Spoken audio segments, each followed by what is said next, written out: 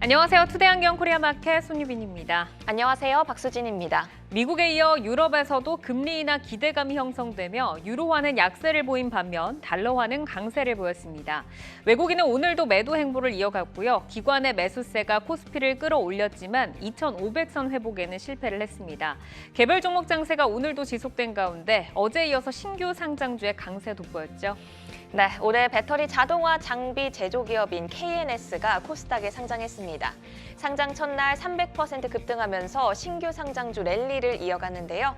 어제 상장한 항체 신약 플랫폼 기업인 Y바이오로직스도 첫날 급등에 이어서 오늘도 9% 강세로 마감했습니다.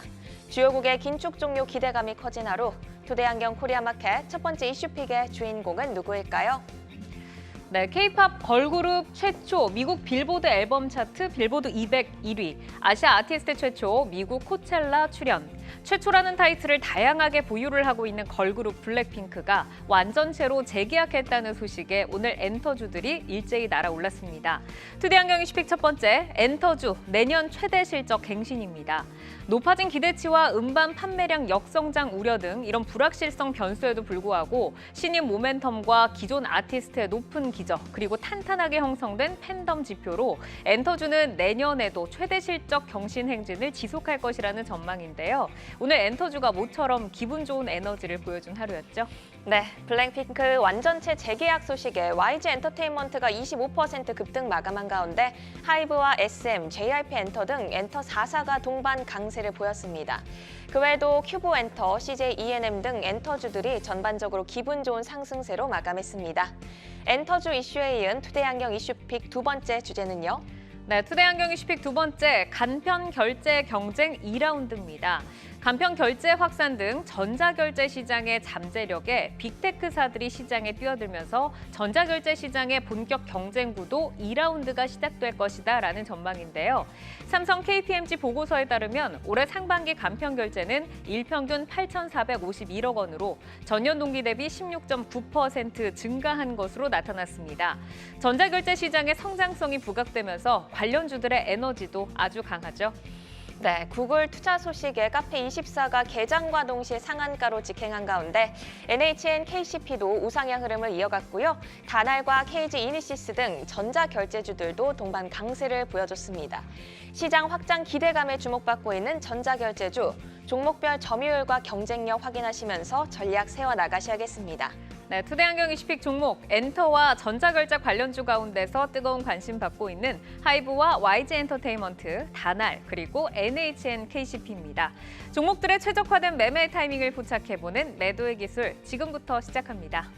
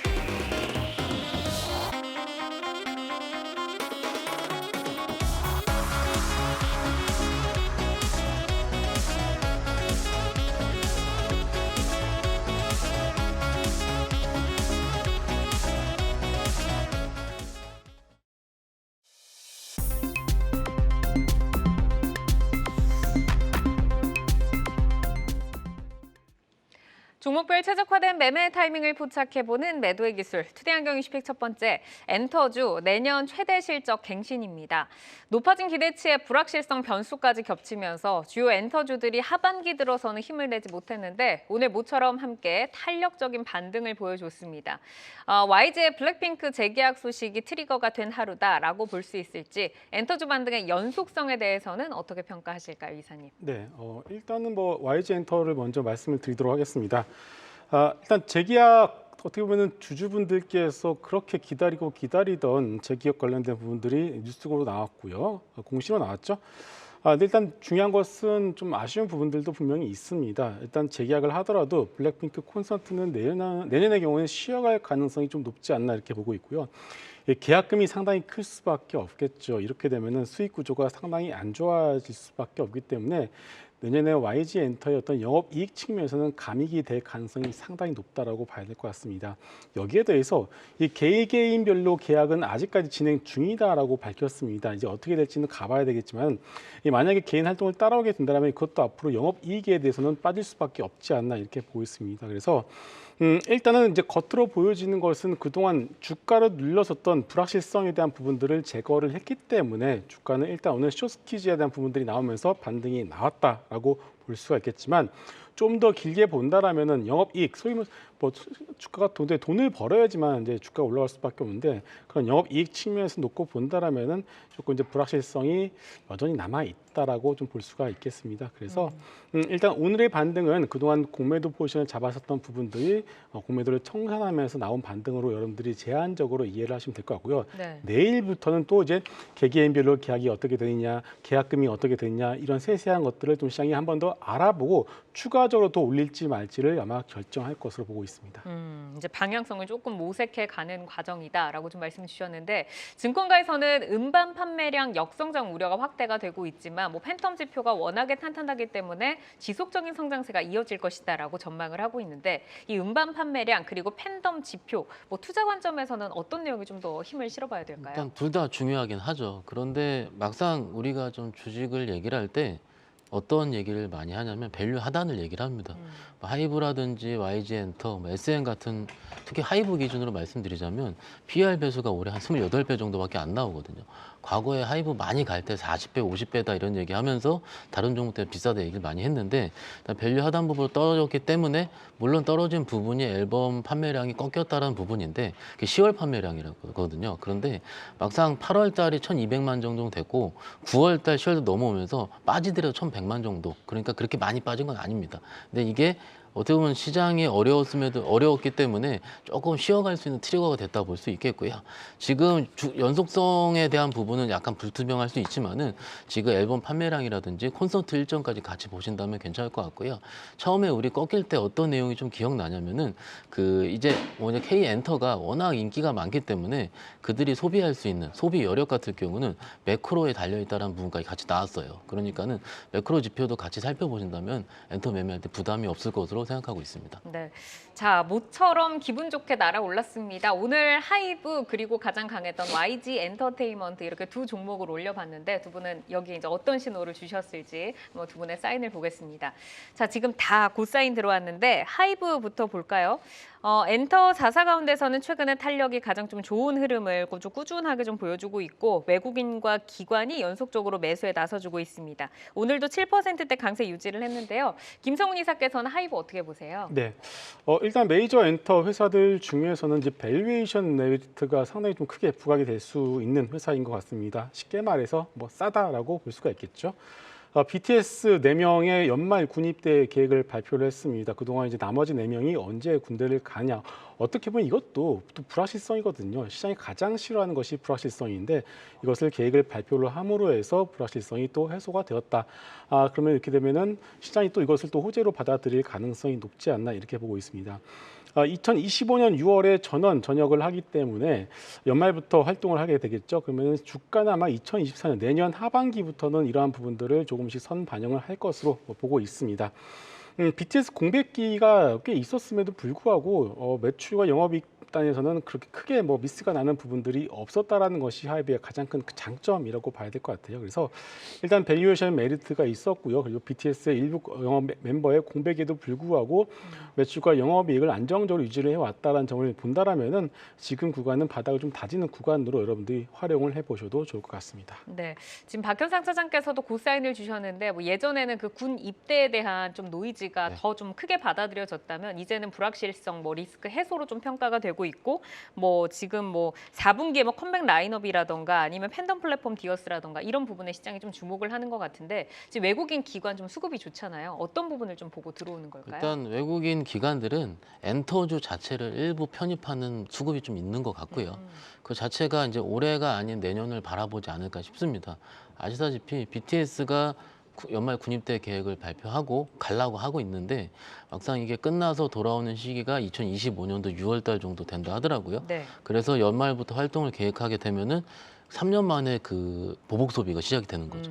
만약에 이제 BTS의 팬덤층이 있다면은 드디어 다 모였다. 그러면 그거 역시 지금 우리가 알 수 없는 부분의 밸류에이션 들어갈 수 있는 부분이 될 수 있을 것 같아요. 그래서 이런 부분을 우리가 확인할 수 없긴 하지만 일단 지금 정도는 예측을 할 수가 있기 때문에 주식이 가장 어려운 거는 처음에 군입대 한다고 얘기했을 때처럼 어떤 식으로 계획이 틀어졌을 때거든요. 그런데 지금 같은 경우는 뉴진스라든지 르세라핌, 기타 여러 가지 IP를 가진 글로벌 팬덤을 가진 그룹들이 지금 일단 활동을 하고 있기 때문에 공백을 메울 수 있고 막상 최근에 우리가 다른 종목 봤을 때 이게 지금 올해는 2023년도잖아요. 근데 24년도, 25년도 실적을 바라보는 움직임이 좀 보입니다. 그렇기 때문에 지금은 일단 조금 더 보유하셔도 부담이 없을 거로 생각하고 있습니다. 네, 하이브가 뭐 11월 중순 이후로는 지금 반등에 뭐 열심히 좀 나서고 있지만 상반기 고점 대비해서 봤을 때는 지금 20% 이상 아직까지 하락을 해 있는 위치거든요. 그러면은 앞으로 이제 이런 뭐 여러 모멘텀들이 있잖아요. 기존 보유자분들이 손실분을 다 만회할 때까지 좀 홀딩을 하는 게 좋을지 기대치는 어느 정도로 좀 높여서 잡아볼까요, 이사님? 네, 어쩌면 뭐 기대치는 지금 상황에서는 조금 좀 낮출 필요가 있을 것 같습니다. 왜냐하면은 얼마 전에 이제 방시혁 의장께서 나오셔서 그 유퀴즈라는 프로에 나오셔서 K-팝에 대한 어떤 위기에 대한 부분들을 좀 언급을 이제 했죠. 그게 뭐냐면은 이제 한 사람이 이제는 더 이상 앨범을 이제 수십 장, 수백 장을 사기가 좀 이건 언제까지 이렇게 할 수 있냐라는 겁니다. 그래서 K-팝이 좀 더 넓게 범용화되기 전까지는 이러한 부분들은 어느 정도 한계가 있다라는 것을 인정하신 것 같아요. 그래서 일단은 이제 전체 K-팝을 포함한 이 어떤 엔터 사사들의 어떤 밸류에이션이 어느 정도 디레이팅이 되고 있는 것은 사실이기 때문에 눈높이를 조금 낮출 필요는 있다라고 말씀을 드리겠고요. 그래서 일단 좀 더 올라오게 된다라면 한번 차익 실현 하시고서 좀 다시 한번 재매수를 노려보시는 것이 좋을 것 같습니다. 네, 알겠습니다. 자, 이어서 YG엔터로 넘어가 보겠습니다. 그동안 최대 불확실성 변수였죠. 이 블랙핑크의 완전체 재계약 소식이 드디어 전해졌습니다. 오늘 상한가에 근접을 했다가 25.6% 강세 유지하면서 거래를 마쳤는데 차장님께 먼저 들어볼까요? 네. 불확실성 해소가 됐겠죠. 됐으니까 오늘 그렇게 올라갔을 거고 제가 최근에 YG엔터 레포트를 보니까는 네. 연간 전망부터 시작해가지고 블랙핑크 멤버들의 재계약 여부가 불투명하기 때문에 목표가를 다 낮췄더라고요. 그래서 목표가 낮출 때 종목들이 많이 흘렀고 그리고 그 뉴스가 불확실한 뉴스가 나올 때부터 흘렀고 그러니까는 일정 부분 같은 경우는 그냥 블랙핑크 때문에 많이 무너진 겁니다. 주가가. 그렇기 때문에 이사님께 말씀하신 그런 거 충분히 이해할 수 있지만은 여기서 만약에 블랙핑크가 돌아오는 거에 대한 리밸류에이션을 다시 하게 된다면은 네. 목표가도 일부 정도 상향할 가능성도 없지 않아요. 볼 수 있겠고요. 그것이 이제 우리가 생각할 때는 다음 분기 실적 나올 때쯤부터 이루어지긴 할 겁니다. 아마도 굉장히 당황스러워 할 거고요. 이게 다 안 된다고 봤기 때문에. 네. 그래서 오늘 상한가를 친 거고요. 그래서 일단 지금 입장에서는 부담 없는 밸류에이션이 맞는데 지금 베이비몬스터 얘기 좀 많이 나오죠. 베이비몬스터 뉴스 보시면은 뭐 빌보드 진입 다 보셨는데 지금 그 유튜브 조회수 같은 경우가 2,200만 뷰가 나왔어요. 하루 만에. 네. 그리고 지금 1억 뷰 지금 며칠 안 걸리거든요. 그러니까는 최고의 성과를 나타내고 있는 중이다. 주가가 올라갈 때는 계산의 영역보다는 기대감이 더 많이 올라가기 기대감. 때문에 지금 기대감은 베이비몬스터죠. 베이비몬스터로 충분히 가질만하다 말씀드릴 수 있겠습니다. 하루 만에 2,200만 뷰가 네. 나왔다. 지금 이제 블랙핑크 같은 경우도 이제 시장의 그 우려를 지금 깨고 심리적 장벽은 한번 좀 해소를 했는데 블랙핑크 이제 재계약으로 실제로 기대되는 효과가 어떤 부분인지 좀 궁금하고 그리고 뭐 계약금이라던가 이런 뭐 비용 부담 측면도 있을 것 같은데 이쪽 부분은 어떻게 보세요, 이사님? 네, 혹시나 뭐 재계약으로 인해서 기대되는 효과는 오늘 당장 주가를 보시면 아시겠지만은 그동안 이제 공매도 포지션으로 인해서 주가가 많이 눌려왔었던 것이 사실이고요. 오늘 주가가 올라간 것은요, 여러분들 이 재계약에 대해서 시장이 환호하는 것이 아니라 공매도에 의한 쇼크 스퀴즈가 나왔기 때문에 올라간 것으로 해석을 하셔야 됩니다. 그래서 이걸 호재로 인식을 하시는 것이 아니라 네. 이제 더 이상 이제 공매도가 그렇게 많이 나오지는 않겠구나라는 이렇게 좀 제한적으로 이해를 하실 필요가 있겠고요. 지금부터는 일단은 이제 공매도 수급의 경우에도 여기서 뭐 공매도를 새로 뭐 숏포지션을 가져간다고 하더라도 기대할 수 있는 기대 수익률 자체가 그렇게 크지 않기 때문에 주가는 바닥을 잡을 가능성이 상당히 높다라고 생각을 합니다. 하지만 역시나 이제 이 자세히 똑같은 얘기들 하시더라고요. 야, 이거 계약을 하기 위해서 얼마나 많은 계약금을 줬을까라는 얘기들을 다 하시기 때문에 네. 이런 구체적인 계약 규모가 이게 공개될지 안 될지는 모르겠습니다만은 어떤 이런 것들이 어떤 주가에 상당한 제약을 할 가능성은 있기 때문에 결국 엔터주에 대해서는 이제 다행히 YG 엔터가 심의를 어느 정도 잡아준 것은 사실이다. 하지만 굳이 내가 엔터주를 투자를 하겠다라면은 YG 엔터보다는 좀 다른 종목들 하이브나 JYP 엔터를 선택하신 것이 조금 더 수익률적인 측면에서는 낫지 않을까 이렇게 생각하겠습니다. 우선은 엔터에서 이제 탑픽은 아니다라고 말씀을 주셨고 어쨌든 지금 고사인은 주셨지만 조금 제한적인 고사인인 것 같습니다. 지금 하방을 좀 지지하는 정도의 뉴스가 아닐까라고 말씀을 하셨는데 상반기 고점 대비해서는 30% 넘게 지금 하락을 해 있는 위치잖아요. 그럼 여기에서 만약에 나는 YG 엔터를 좀 더 믿고 가고 싶다 하는 분들이라면 좀 물타기를 해서 좀 그 가격을 좀 낮춰보는 전략을 가져가야 할지 어떻게 좀 보세요? 저희가 물타기 할 때 25% 오른 날 물타기 하란 말은 못 하겠습니다. 아, 그렇죠. 제가. 예. 오늘은 그래서 좀 안 되죠. 내일 좀 눌리면 물타기를 하면 어떨까 싶은데 네. 기술적으로 봤을 때 해당 이슈 때문에 주가가 부러진 시점이요. 거기까지를 그 이슈가 해소돼서 올라갔을 때의 고점으로 잡습니다. 그러니까는 우리가 9월 정도에 고점을 보시면 그게 7만 원 정도 선 지금 차트 보이시죠? 이날인 것 같은데 9월 20일 날 종가 수준까지 일단 단기적으로 목표가를 받을 수가 있겠고요. 아마도 매매하시는 분들 입장에서 봤을 때 7만 원 수준까지를 아마 단기적 목표가를 가질 겁니다. 이게 이사님은 저랑 어떻게 말은 거의 비슷합니다. 네. 비슷한데 이것을 내가 확실하게 그 단가를 낮춰서 7만 원까지 트라이를 할지. 그런데 여기서 지금 6만 원대에서 7만 원대까지 그 단가를 낮추는 거가 얼만큼 효과적일 수 있겠느냐 싶은 거예요. 왜냐하면 차이가 별로 안 나거든요. 아마도 오늘도 제 저 메시지를 좀 듣고 왔는데 이렇게 올라도 나는 멀다 이거죠. 평단가. 그러면 이제 기존에 내가 5만 원대 탔어야지 이렇게 얘기를 하는데 네. 그건 또 줄줄 세고 있으면 못하고 맞아요. 지금 시장이 조금 그렇습니다. 그래서 조금은 내가 어떤 액션을 하기가 어려운 시장이긴 하니까는요. 이럴 때도 기민하게 대응하기 맞을 것 같고요. 이럴 때요. 답이 하나 있어요. 이럴 때 못하겠다, 헷갈린다 그러면 안 하시면 됩니다. 안 하시고 현금 가지고 그 다음 기회를 찾으시면 돼요. 지금은 잠깐 매매 한번 미스나면 크게 깨지는 장이니까는 일단 그렇게 좀 생각하시면 어떨까 싶습니다. 그러니까 오늘 이제 양봉이 너무 크게 나왔기 때문에 사실 여기서 고민이 되면 오히려 현금을 확보하고 다른 전략을 좀 그렇죠. 짜보자. 예. 그러면은 그 다음 전략으로 이사님께 한번 이 부분을 좀 여쭤볼게요. 엔터주가 오랜만에 좀 이렇게 수급들이 들어왔잖아요.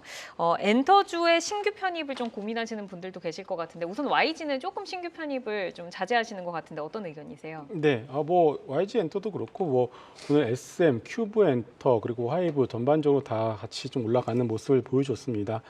일단 고점 대비해서 엔터주들이 상당히 좀 많이 떨어진 것은 사실이고요. 또 4분기 실적만 놓고 본다라면 4분기가 전통적으로 엔터주의 성수이기 때문에 4분기 실적도 상당히 잘 나올 것으로 생각을 합니다. 그렇기 때문에 저는 충분히 반등은 나올 수 있다라고 생각을 하고 있고요. 오늘 YG 엔터의 재료로 인해서 그 저점을 오늘 확인을 했다라고 보고 있습니다. 다만 일단 지금 시장을 보시게 되면 전반적으로 아직까지도 소위 말해서 이제 추격 매수가 그렇게 쉽지 않은 장이라는 것은 여러분들 모두가 다 인정을 하실 것 같고요. 그리고 엔터주들 전반적으로 다 소위 장기 이평선이라고 할 수 있는 241선 아래에서 위치해 있기 때문에 소위 말해서 상반기 우리가 올라갈 때 따라서 잡아서 다음날 또 올라갈 때 또 비싸게 팔 수 있는 좀 그런 어떤 매매는 잘 먹히지 않는 상황이다. 그래서 충분히 기다리시면은 내려온다라고 볼 수가 있겠습니다. 그래서 매수를 하시는 것은 저는 분명히 좋다라고 생각합니다만 다만 매수 타이밍에 대해서는 굳이 급하게 생각하실 필요는 없다라고 말씀드리겠습니다. 지금 뭐 강세가 유지되고 있는 시장이 아니기 때문에 시장이 어려우니까 좀 보수적으로 보자라고 좀 정리를 해보겠습니다. 자, 이어서 전자결제 관련주로 넘어갈까요?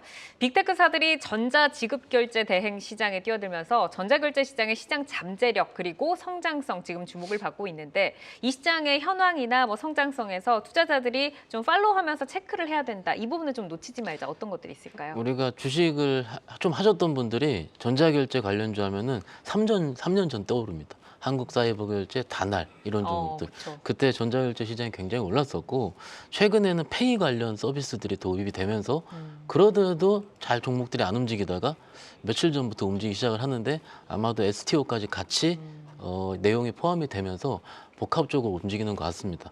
최근 자료를 보니까는 2023년도 상반기 일평균 2,600만 건 정도가 결제가 일어났고요. 그게 환산을 한 8,400억 정도가 간편 결제를 이용한 실적이라고 합니다. 그만큼 커진 실적을 하고 그리고 오프라인 접점 확대 카카오 계속 하려고 하고 있고요. 네. 그 빅테크 중심으로 우리 매크로 좀 보시면은 BNPL이라 그래서 Buy Now, Pay Later 나중에 갚아라.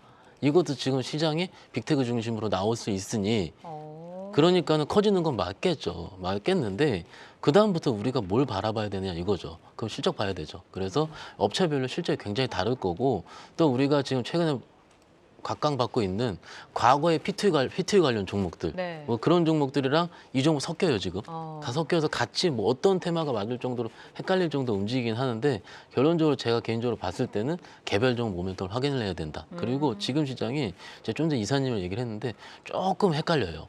헷갈리는 게 뭐냐면 이게 맞는지를 논리적으로 해석하기가 어려울 정도로 좀 잠깐 하면 오르고요. 그렇기 때문에 이럴 때 필요한 건 진중함. 그리고 좀 확인하는 습관이 가장 맞다고 생각하고 있습니다. 네, 이제 이 확인하는 데서 실적을 우리가 좀 봐야 그렇죠. 된다라는 말씀이시겠죠. 말씀 주신 것처럼 뭐 P2E로 위메이드 맥스 요즘에 핫하고 뭐 비트코인 가격이 6천만 원을 넘어서고 지금 이런 것들과 함께 좀 움직이고 있다라고 말씀을 주셨는데 자 오늘 다날 그리고 NHN KCP 이렇게 두 종목 한번 파헤쳐 보도록 하겠습니다. 자 지금 NHN KCP는 두 분 다 고사인 주셨고 다날에는 김성훈 이사께서는 스탑 사인을 주셨는데 다날부터 한번 보겠습니다. 12월 들어서는 위로 방향 전환하면서 가파르게 좀 상승세 보였고 오늘은 5%대 유지를 하면서 거래를 마쳤는데 이사님께서는 이제 다날은 지금 좀 경계감 사인 주셨어요. 어떤 이유 있을까요? 네, 뭐 경계감까지는 아니고요. 일단은 종목을 우리가 선택을 할 때는 항상 1등주 혹은 2등주까지만 이제 봐야 되지 않겠습니까? 그런 측면에서 말씀을 드리는 거고요. 결제 관련주들 흐름을 보시게 되면은 NHN KCP라고 하고 우리 구한국사이버 결제가 상당히 제일 강한 모습을 보였고요. 그 뒤를 이어서 KG 이니시스가 따라갔고요. 마지막에 다날이 이제 뒤늦게 따라가는 그런 모습을 보였습니다. 실적을 보더라도 다날이 가장 좀 밀리는 그런 모습을 보여주고 있기 때문에 굳이 내가 결제주를 하겠다라고 생각을 하신다라면은 3등주보다는 그래도 1등주 혹은 2등주를 하시자라는 측면에서 스탑 사인을 말씀드리도록 하겠습니다. 실적도 실적인데 시장이 주목하는 그 종목으로 가야 된다. 자 박현상 차장께서는 이제 3등 종목이지만 고 사인 주셨는데 어떤 이유 있을까요? 그 시장이 더 갈 것 같으니까는 아. 저는 조금 더 보는 게 어떨까 싶은 거고요. 3등까지도 매력적일 수 있다. 일단 지금 추세가 너무 좋고요. 그런데 이렇게 생각할 필요가 있을 것 같아요. 만약에 다날이라는 종목을 저희 매일 매매하는 사람들끼리 들을 때 그건 옛날에 코인 이랬을 거예요. 그렇죠? 코인 관련주로 좀 관련이 있었었고 네. 과거에 그게 좀 잘 안 되는 바람에 좀 힘들었었죠. 그렇기 때문에 사람들의 뇌리 속에는 아직까지 그것이 갇혀 있습니다. 그리고 이사님 말씀하신 대로 아직까지 올해 실적에 대한 부분이 온고잉 안 나와요. 작년에도 적자기도 하고요. 그러면은 언제부터 시장에 쳐다볼 것인가 하면 아마 실적이 올해 말에서 턴어라운드 하는 순간부터 좀 쳐다보긴 하겠죠. 혹은 회사에서 시장과 소통을 하는 순간. 그런데 아직은 그런 모습이 싹 보이진 않습니다. 어찌됐든 시장 가상화폐 시장 자체가 비트코인이 워낙 잘 가고 있으니까는 네. 이 시장에 간다면은 시장 자체가 예를 들어 NHN KCP가 이렇게 갈수록 조금 좀 한 번씩 튈 수 있는 여러 가지 파동의 흐름은 조금 계속다가 크기 때문에 일단은 고사인 드리고 있습니다. 좀 대세적으로 큰 파동이 나올 수 있는 장. 자, 다날이 이제 지난 3분기에 그 실적적으로 봤을 때 흑자 전환에 성공을 하기도 했더라고요. 그러면은 실제로 그 시장 내에서 점유율이라던가 뭐 경쟁력에 대해서는 이거 3등 업체다라고 하셨는데 수급적으로는 3등이고 실제로 그 실적이나 이런 건 어떻게 되나요, 이사님? 네, 뭐 매출을 보면 우리가 대충 감을 잡을 수가 있는데요. 일단 뭐 KG 에이시스가 3분기까지 매출액이 9,910억의 영업이익 782억을 기록했고요. NHN KCP가 7,037억의 영업이익 296억을 기록을 했습니다. 근데 다날의 경우에는 매출액 1,459억의 영업이익 27억을 현재 만들어냈습니다. 일단 매출의 규모만 놓고 보더라도 상당히 큰 차이를 보여주고 있고요. 다른 업체들의 경우에는 안정적인 영업 이익을 보여주고 있는데 다나 같은 경우는 이제서야 좀 흑자 전환에 성공했다는 것이 좀 아쉽다라고 봐야 될 것 같습니다.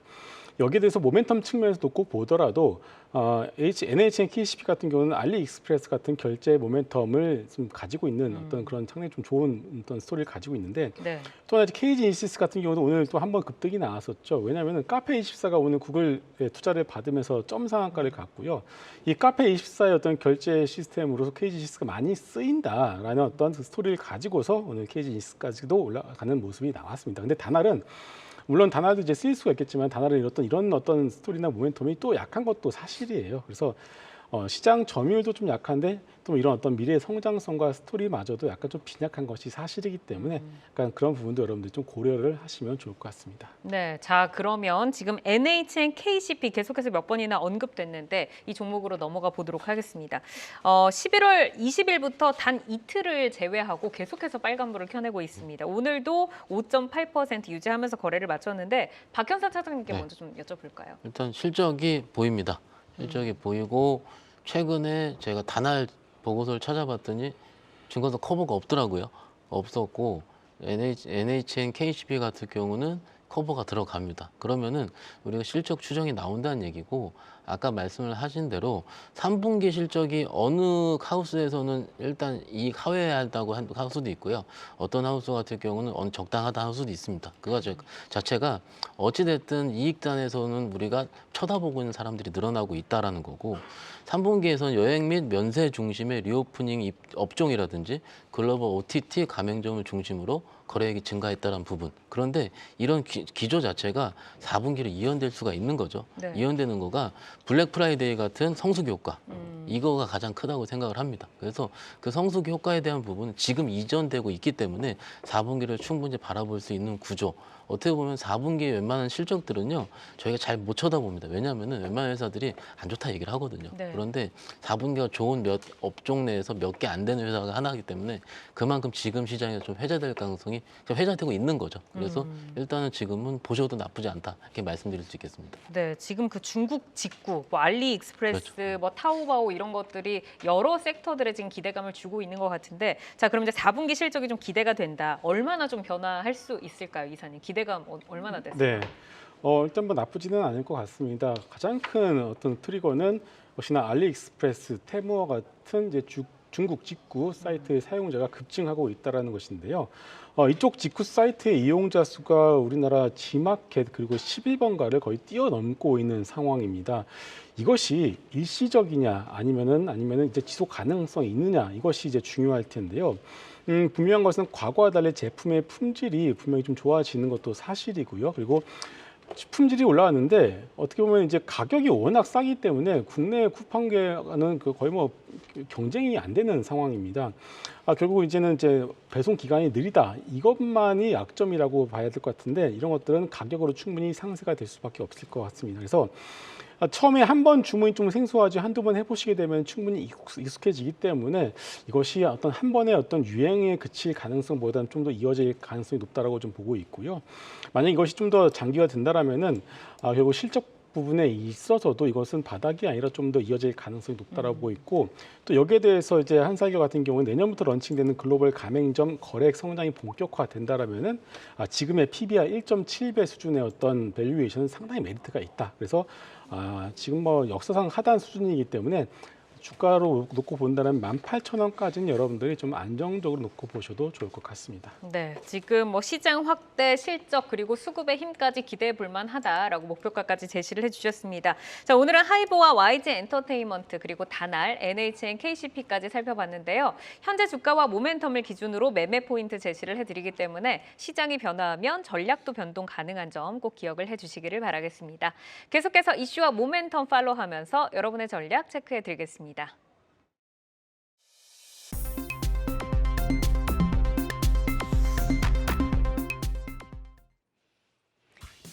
장 마감 후 4시부터 6시까지 진행되는 시간의 투자리그, 시간의 거래 동향 만나보는 이 시간의 단일가입니다. 정규장 마감 후 오후 4시부터 6시까지 10분 단위로 시간의 단일가 거래가 이뤄지는데요.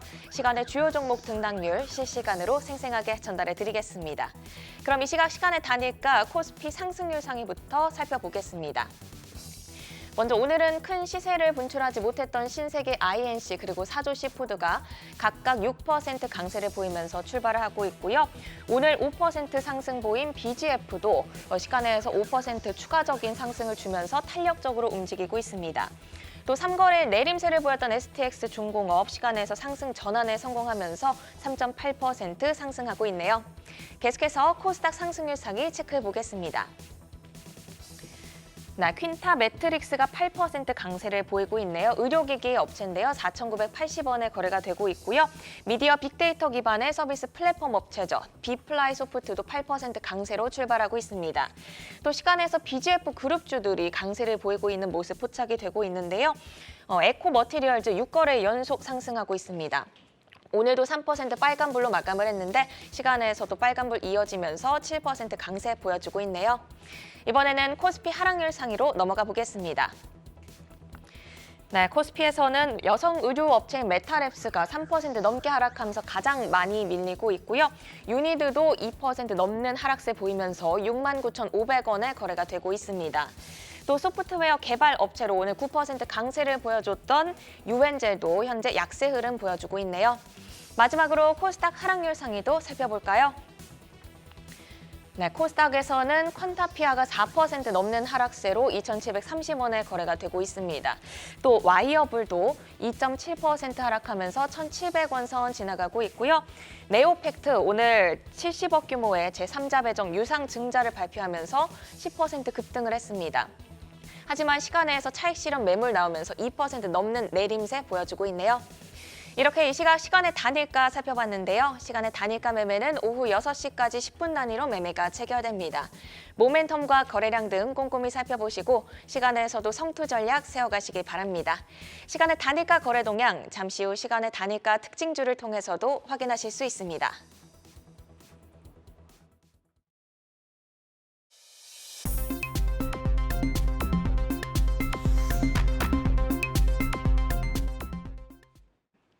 다양하게 부각되는 이슈와 모멘텀 속에서 연속성 있는 재료로 우상향할 주인공 누가 될까요? 주도주로 떠오르게 될 종목을 미리 만나보는 라이징 스탁입니다. 세 분이 가지고 오신 종목 화면으로 먼저 확인해 보겠습니다. 자, 김성준 부장 영원무역홀딩스, 박현상 차장 LG이노텍, 김성훈 이사 알테오젠 가지고 오셨는데요. 김성준 부장의 종목 영원무역홀딩스부터 보겠습니다. 라이징 포인트 먼저 만나볼까요? 예, 최근에 반도체 2차 전지 기존 주도주들이 좀 주춤하고 있는 모습을 보여주고 있어서 이제 저평가 가치주를 한번 가지고 나와봤는데요.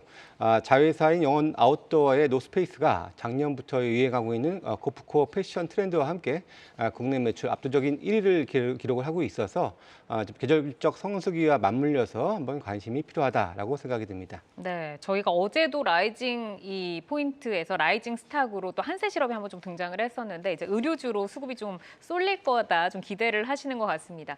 패딩하면 아무래도 노스페이스 빼놓고 갈 수가 없는데 현재 밸류에이션 하단이다라고 하셨잖아요. 매력도 좀 더 자세하게 들어볼까요? 예, 한 5, 6년 정도 된 것 같습니다. 이제 소위 이제 등골 브레이커라고 이제 부모님들을 힘들게 했었던 그런 이제 노스페이스의 열풍이 한번 있었는데요.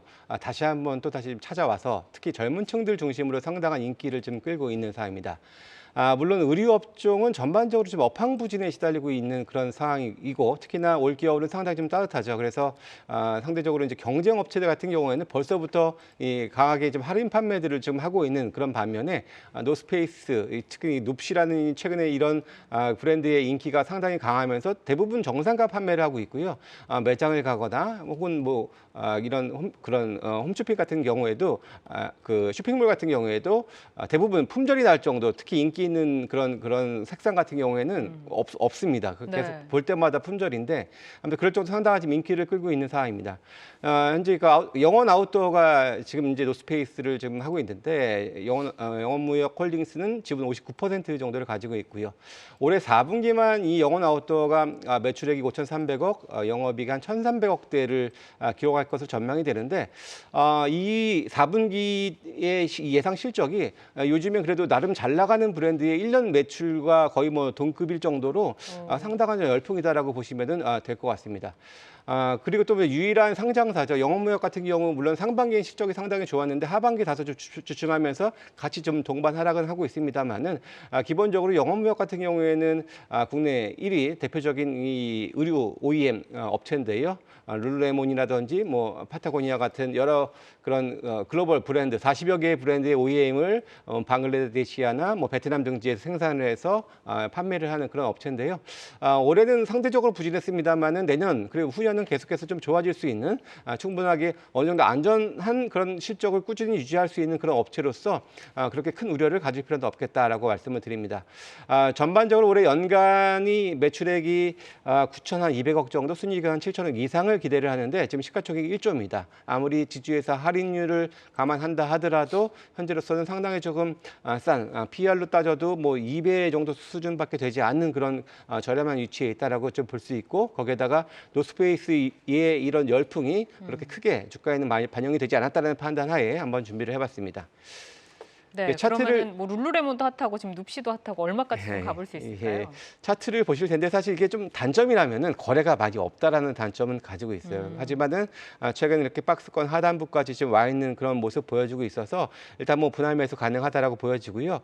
기본적으로 7만 5천 원 이하 대략 한 7만 3천 원 부근까지는 분할 매수의 구간이다라고 생각하면서 접근하시면 좋을 것 같고요. 손절 가격은 7만 원으로 제시를 해드리고 목표 주가는 이전에 강한 흐름을 보였었던 가격권 12만 원까지 갔었습니다만 일단 1차적으로 10만 원까지 제시를 해드리도록 하겠습니다. 네, 지금 들어가서 10만 원까지 노려보자. 자, 이어서 박현상 차장의 라이징 스탁 넘어가겠습니다. LG 이노텍입니다. 라이징 포인트 만나볼까요? 뭐 여러분들께 다 아시는 내용이긴 할 수 있습니다. 그런데 지금 시장을 생각을 해보시면은 우리가 지금 시장에서 종목을 뽑을 때 소위 많이 오른 주도주라든지 혹은 실적이 조금 덜한 기타 다른 종목들의 경우에는 매수를 했을 때 들고 있을 수가 없습니다. 그만큼 어렵기 때문에 종목 피킹상에서는 아까도 NHN KCP를 말씀드린 것처럼 4분기 실적이 유효한 종목 중에서 어느 정도 바닥이 다지고 밸류에이션이 좀 있는 종목 중에서 LG 이노텍을 뽑아봤고요. IT 업종 내에서 부담이 없기 때문에 지금부터 보시면 어떨까 싶어서 말씀드릴 수 있겠습니다. 네, 지금 시장이 이미 주도주로 판단을 하고 있거나 기대감에 올라온 종목보다는 밸류에이션 하단을 좀 보자라고 하셨는데 4분기에 그 아이폰 프로맥스의 생산량 증가 모멘텀도 있는 것 같아요. 좀 더 네, 들어볼까요? 그게 충분히 투자 포인트가 될 것 같고요. 지금 3분기 때 우리가 기억을 해보시면 생산 차질 이슈가 있었어요. 그리고 3분기에서 4분기로 넘어올 때 중국에서 화웨이 같은 보복 소비가 좀 있었고요. 그런데 최근 기사 읽어보시면은 보복 소비가 좀 줄어들고 다시 아이폰 매수세가 늘어나고 있다는 게 확인이 될 겁니다. 그런데 지난밤에 우리가 애플은 올랐는데 지금 LG노트는 별로 안 올라요 지금. 무슨 얘기냐면 국내 시장 갔을 경우는 좀 확인을 해야 되는 게 있는 거죠. 그래서 경험적으로 봤을 때 애플이 어느 정도 애플하고 올라온 다음에 조금 이따 뒤늦게 올라오는 습성이 좀 있긴 있습니다. 아까 말씀해 주신 것처럼 4분기 실적 같은 경우는 일단 우리가 기존의 컨센을 높게 잡았었는데 높게 잡은 거에 수준을 맞출 수 있다고 말씀드릴 수 있겠고요. 4분기 매출액이 한 7조 정도, 그리고 영업이익은 5천억 정도 예상이 됩니다. 그렇기 때문에 일단 3분기에 이연된 수요가 4분기로 넘어오는 중이고, 그리고 4분기부터는 아이폰 15의 프로 맥스 모델이 우리가 확인될 수 있기 때문에 이런 프로 맥스 모델은 아시다시피 ASP, 영업이익률이 좋습니다. 그리고 조금 더 추가해드리자면 줌 카메라, 폴디드 줌이라 그래서 OIS 모델 쪽도 좀 채택이 되고 있는 중이기 때문에 지금 정도는 좀 증입 구간에 들어서 초입이기 때문에 부담이 없습니다. 그럼 가격적으로는 얼마까지 좀 올라가 볼 수 있을까요? 네, 지금부터 좀 매수는 충분히 유효하다고 생각을 드릴 수 있겠고요. 지금 기술적으로 차트가 나오고 있는데 이제 미리 그어놨어요. 딱 전고점 부근이 26만 원입니다. 근데 이게 목표가를 잡을 때 이렇게 이 정도만 잡느냐 하는데 일단 만약에 이런 이노텍 기준으로 10% 정도 오르면은요, 다른 BH 같은 아이폰 밸류 체인들은 15%, 20%씩 올릴 수가 있는 거거든요. 그래서 지금 위치는 부담이 없는 수준이고요. 손절은 좀 어려울 수 있겠지만 손절가 같은 경우는 22만 원 제시를 해드릴 수가 있겠습니다. 네, 알겠습니다. 자, 이어서 김성훈 이사의 라이징 스탁으로 넘어가 보겠습니다. 알테오젠 가지고 오셨는데요. 매력 포인트 들어볼까요? 네. 일단 뭐 알테오젠 대표적인 바이오 대표 종목이고요. 주도주 중에 하나죠. 머크와 키트루다 독점 계약 변경 기대감으로 최근에 바닥에서 가파르게 올라온 부분들이 있고요. 현재 지금 독점 계약의 로열티를 뭐 얼마로 하느냐에 대한 어떤 협상이 진행이 되고 있는 걸로 서로 파악이 되고 있습니다. 여기에 더해서 최대 주주인 박순재 대표의 지분 매각 시나리오도 동시에 진행이 되고 있는 만큼 여러 가지 모멘텀을 가지고 있다라고 봐야 될 것 같습니다. 네, 지금 이제 모멘텀들을 여러 가지 좀 짚어주셨는데 좀 더 자세하게 한번 들어볼까요? 네, 왜 머크가 이 알테오젠과 독점 계약을 하려고 하는 것일까? 이것에 대한 질문이 상당히 중요할 수밖에 없는데요. 일단 독점 계약을 한 이후에 기존의 투약 주기에서 확장된 투약 주기로 이제 신약을 만들게 되면은 바이오시밀러의 진입을 막게 되는 효과를 이렇게 기대를 할 수가 있게 됩니다. 그렇게 되면은 알테오젠 입장에서는 당연히 독점 계약을 하지 않게 되면은 또 다른 회사도 추가적으로 계약을 할 수가 있기 때문에 소위 알테오젠 같은 경우에는 독점 계약을 해도 좋고 안 해도 좋은 상당히 좀 좋은 상황이라고 봐야 될 것 같습니다. 특히나 로열티를 지금 뭐 4% 하네, 5% 하는지 뭐 아직 그런 부분들은 이제 나와봐야지만 알 수 있겠지만 어쨌든 간에 얼마가 되든 간에 알테오젠 입장에서는 천문학적인 금액이 들어올 수밖에 없지 않나 이렇게 보고 있고요. 머크 입장에서는 로열티를 매년 이렇게 상당히 좀 큰 금액을 주느니 차라리 인수를 해서 자진 상폐를 시키는 것이 오히려 나은 선택일 가능성도 충분히 있습니다. 여러 가지 셈법이 존재하는데 그 모든 시나리오가 어떤 시나리오가 나오더라도 알테오젠 입장에서는 불리할 것이 하나도 없다라고 봐야 될 것 같습니다. 자, 그러면은 왜 이번 주 들어서 이번 주 들어서 주가 밀리느냐라고 질문을 하신다면 역시나 대주주 요건 때문입니다. 이것에 대해서 좀 매물을 막고 있는 상황인 것 같고요. 최근에 주가가 지금 바닥권에 있는 종목들이 별 이유도 없는 거 가지고서 좀 올라가고 있는 상황이고요. 잘 버티던 종목들이 대주주 요건의 회피성 물량이 나오게 되면서 주가가 밀리는 상황인데 오히려 이것을 여러분들은 매수의 기회로 삼아 보시면은 좋을 것 같고요.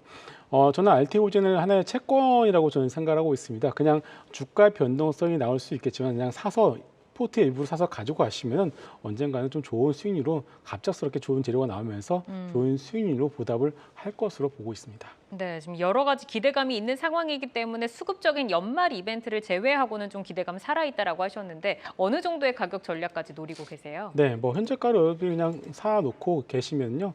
일단 저는 어떤 목표가는 12만 원 정도로 보고 있습니다. 현재 지금 이제 자진 상폐를 만약에 하게 된다라면은 그 가격 자체가 한 12만 원 정도이고요. 그래서 일단 12만 원 정도 목표로 잡고 있고 손절가는 좀 넉넉하게 5만 원으로 제시를 해드리도록 하겠습니다. 네, 손절가 5만 원, 목표가 12만 원 제시를 해주셨습니다. 자, 오늘 라이징 스탁은 김성준 부장의 영원무역홀딩스, 박현상 차장의 LG이노텍, 김성훈 이사의 알테오젠까지 만나봤는데요. 내용 잘 참고를 해보시기를 바랍니다. 함께해 주신 박현상 유한타증권 부천지점 차장, 김성훈 MHB 인베스트 이사 여기서 인사드리겠습니다. 고맙습니다.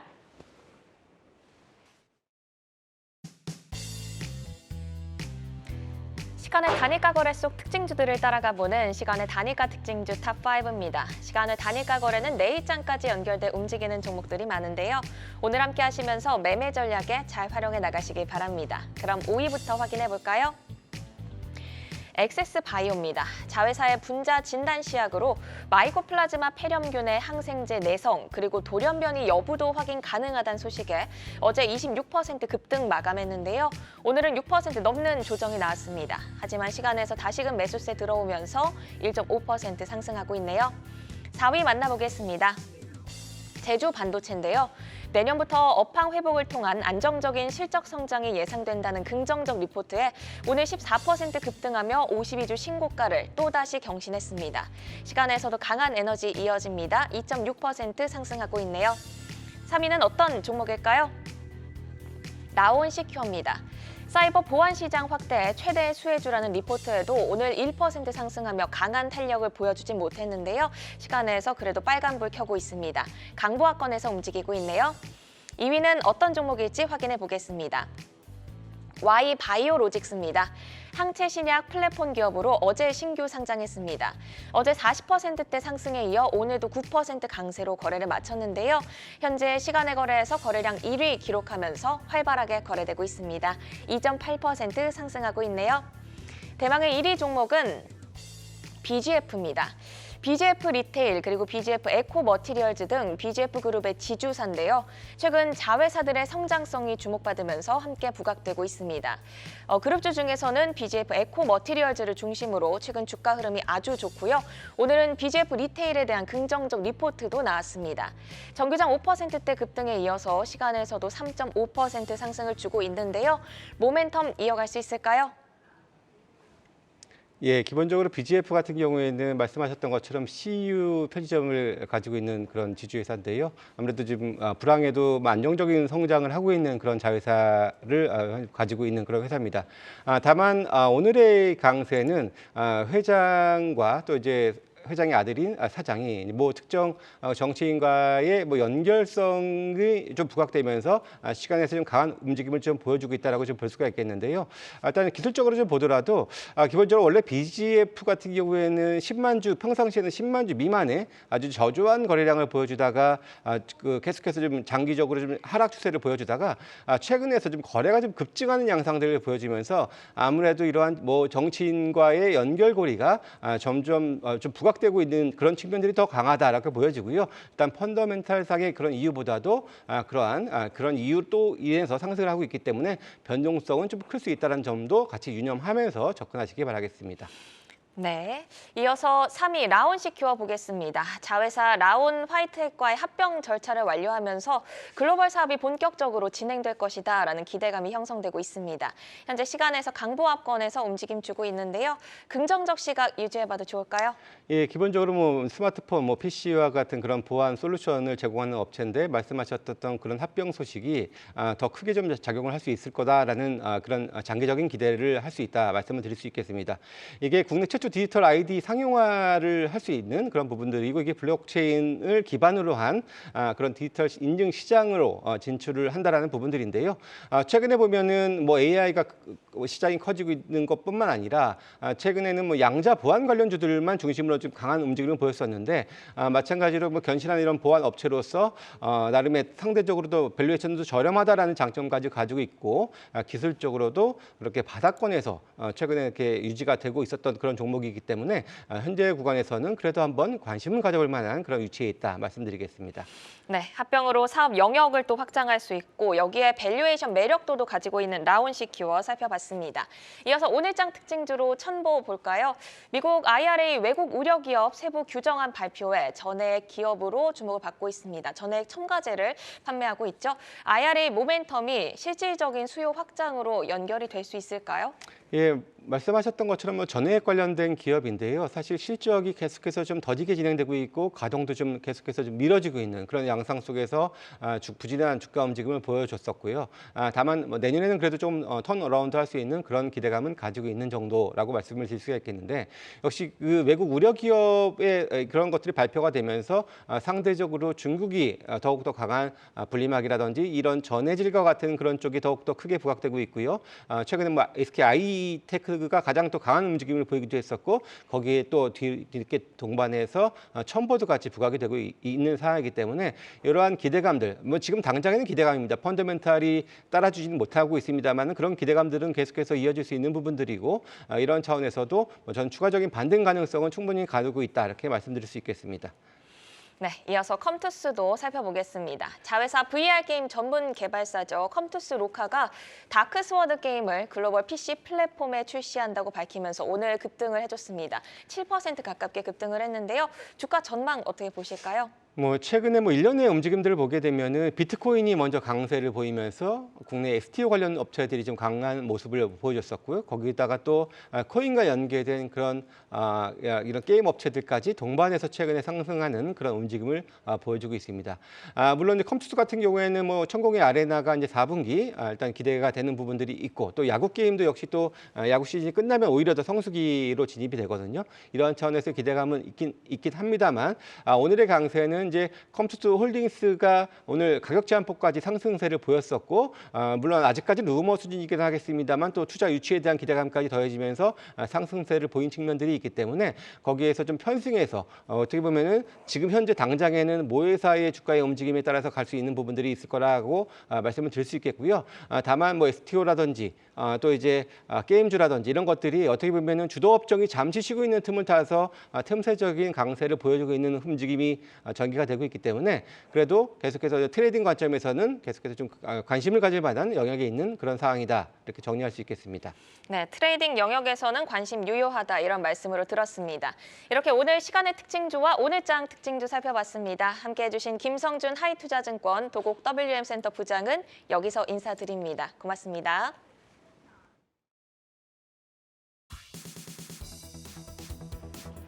글로벌 증시 브리핑 전해드립니다. 오늘 아시아 지수 혼조세 보이고 있습니다. 상해 지수 오늘 보합권에서 등락을 거듭하다 약보합권에서 마감을 했고요. 선전이 0.8% 상승, 마감을 앞둔 항생 지수가 0.7%로 장 초반보다는 상승폭을 반납한 모습입니다. 국제신용평가사 S&P와 피치가 중국의 국가 신용등급 전망을 안정적으로 유지했습니다. 한편 앞서 이들과 함께 3대 신용평가사로 꼽히는 무디스가 중국의 등급 전망을 안정적에서 부정적으로 하향 조정한 바 있는데요. 이에 오늘 중국에서는 정부와 관영 매체, 신용평가사에서 일제히 중국 경제가 발전하고 있다는 반박이 쏟아져 나왔습니다. 한편 내일 중국에서는 수출입 지표가 발표됩니다. 이번 지표도 위축세를 이어간다면 경기 침체를 조금 더 심화하는 계기가 될 테니 잘 지켜보셔야겠습니다. 이어서 나스닥 지수도 체크해 보도록 하겠습니다. 나스닥 지수 0.3%로 소폭 오르는 모습 보여주고 있습니다. 미국의 인플레이션 핵심 원인으로 꼽혔던 노동시장의 과열 상태가 식어가는 걸로 보입니다. 간밤에 발표된 10월 구인 건수가 870만 건으로 21년 3월 이후 가장 낮은 구인 건수인데요. 미 경제 성장을 뒷받침했던 노동시장의 열기가 식어가는 시그널이 나온 만큼 미 연준의 금리 인하 가능성이 높아질 걸로 분석됩니다. 지금까지 글로벌 증시 브리핑 이마영이었습니다. 오늘 저희가 준비한 소식은 여기까지입니다. 함께해 주신 여러분 고맙습니다.